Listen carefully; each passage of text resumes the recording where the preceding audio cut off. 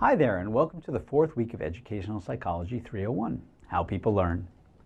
So far in the course, we've talked about what are broadly called social or sociocultural perspectives on learning, how people learn in the context of culture, of tools, and of the people around them. This week's core reading by Steven Pinker takes us in a different direction, looking not at how learning is shaped by the forces outside us, but instead at how the workings of our own mind shape how we think and how we learn. Pinker starts by explaining that the modern field of cognitive science arose in the 1950s in response to two things.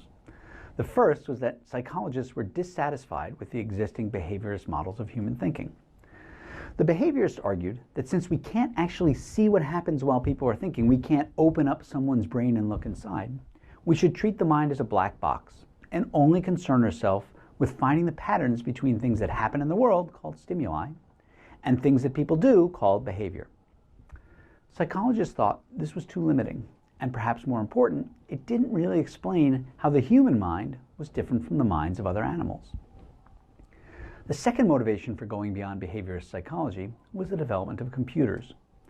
Cognitive scientists argued that if we could make a computer behave like a person, then the program the computer was running would give us a model for how people think.